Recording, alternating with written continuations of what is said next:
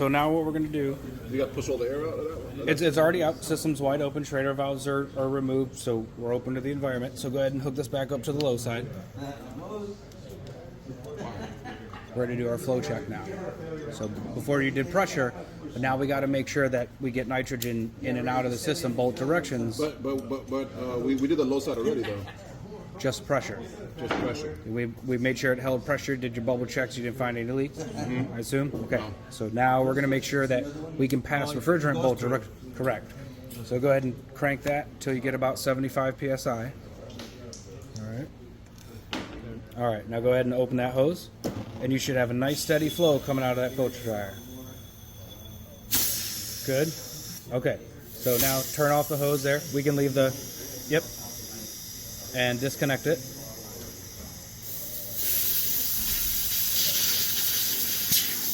All right. So what that told us was you couldn't possibly, with that much flow coming through, you couldn't possibly have soldered your steel to copper closed. All right.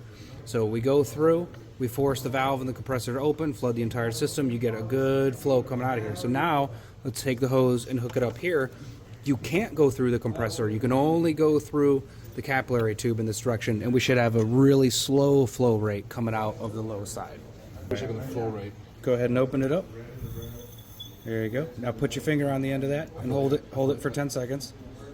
Slowly, it's going to slowly build in pressure, and when you take your finger off, it just psh, and die. There you go.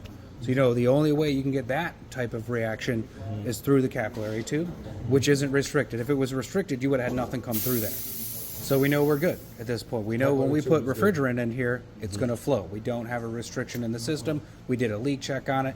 Your money. We're ready to go. So next step is you're going to get your hose back on your manifold. You're going to pull this down into a vacuum. So someone like you, with your experience, you don't do this process. Dan and I, we're usually not going to do it because we're maybe even overly confident in our soldering capabilities. But again, for a rookie, it's just reassurance. At this point, you did all those steps. You know when refrigerant goes in that system, it's going to flow, it's going to cool, you're good to go. Go ahead and pull it down to vacuum. Again, target 29 inches, and we want to let that here just about 5 minutes. Remember, in your customer's house, at least a good 10-15 minute pull on the system. Go through, get a good dehydration on it.